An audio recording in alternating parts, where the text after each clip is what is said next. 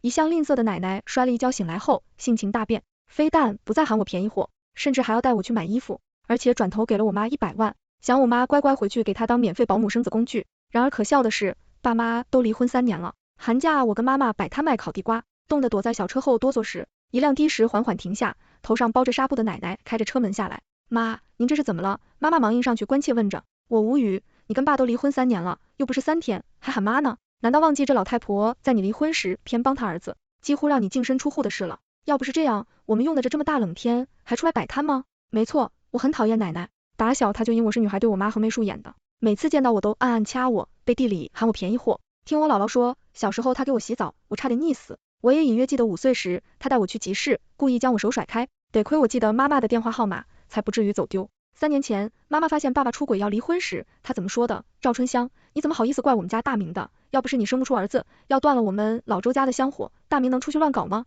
你还想分家产？这房子钱都是我的，你想分啥？请律师打官司。行啦，到时候我们就争贝贝的抚养权，拿到了我就把这便宜货扔下去，让他洗衣做饭下地干活，让他上最差的学校。那时候我妈还是家庭主妇，没工作更没钱，为了我不得不服软，净身出户。这3年来，妈妈带着我生活很是不易，她那点工资又得付房租，又得付我的学杂费用，还老想着给我买衣服，让我不至于因为穿得太差，在学校被孤立。即便有姥姥舅舅偶尔帮衬着，日子也过得捉襟见肘。我要去找我那便宜爸要抚养费，被他拉住了。要啥呀？那500块钱的窝囊费妈拿着就膈应。贝贝乖，妈有钱呢，这100你拿着当零花呀，你膈应我可不会，我的抚养费我为什么不要？妈妈给我的零花钱我没花，瞒着她去讨要的抚养费我也攒着。前阵子我拿出一部分，让妈妈买了一辆小推车和烤红薯的器具。我偷偷观察过，冬天烤红薯的生意很不错，一个红薯2块钱，材料什么的算1块钱，卖出去6、7块，等于一个红薯就能盈利3、4块钱。一天只要卖出去100个红薯，就能月入上万。这些天摆摊下来，每天收入都能上400-500，好的时候更是600至700。所以即便吹着冷风，每天凌晨才能回家，我跟妈妈也是笑得合不拢嘴。甚至我们都在想，这样下去，每个月能存个上万块钱，4、5年我们就能在县城里首付一套房了。可就在我们的日子充满了盼头时，奶奶来了。我妈性子很软，没离婚前天天被搓磨得不吱声，软包子一个。这回瞧了奶奶头上的白纱布，当下变红了眼。奶奶顺势抹起了眼泪，阿香啊，怪我呀，当初一根筋的给你们作对，让你们母女俩受苦喽。又演上了，这老太婆有好事可从来想不起我们。我猜应该是我爸那后去的老婆刘菲菲，不是个好对付的。奶奶吃了亏来我妈这里找安慰，我忙上前，哟，这回来假好心了。我妈忙扭过头，贝贝，这是你奶奶，言下之意，到底是长辈，不能这么顶撞。我一阵无奈，我妈是十分传统的女性，当初到离婚，大概是她这辈子唯一一次硬气，但那也是我用学业半威胁的。那会儿我妈在奶奶的劝说下，原本想着息事宁人糊里糊涂，继续跟我爸过日子了。我对她说，妈，我现在看到我爸就觉得恶心，学不下去了。你要是想我的成绩一路千丈，可以不离婚，反正奶奶说的对，我是个便宜货嘛，养大的嫁出去换一笔彩礼就行，考不上大学也没啥。胡说，我的贝贝怎么会是便宜货？你成绩这么好，不考大学怎么行？那我跟我爸妈你要选谁？我妈选个离婚。这3年来日子虽然过得苦，但不用日日对家务包围，也没了婆媳问题，我妈的眼里渐渐有了光。我不想她又被这些乱七八糟的破事影响了心情，没好气对着，哪个亲奶奶能3年不见孙女呀？奶奶的脸色又白了几分，她干笑了2下，很快点了点头。对对对，贝贝，是奶奶不对，奶奶给你认错，不是，这还是那个从不服软的老太婆，有猫腻，绝对有猫腻。我满脸警惕地看着她，我妈却将她请到推车后头坐下。妈，你上医院检查了没？检查了。哎，阿香啊，是妈的错。以前老说贝贝是赔钱货，哪里知道那狐狸精神的儿子就是讨债鬼，我这头啊就是被他推的，从楼梯上摔下来，得亏不高，不然我老婆子半条命就得交代喽。之前不知道是谁抱着人口口声声喊着金孙，不对，这就是报应，现世报。我在边上听着乐滋滋的，大明这个没良心的，被那狐狸已经迷住了呀。我在医院躺了2天都不来看一眼，不就是前些日子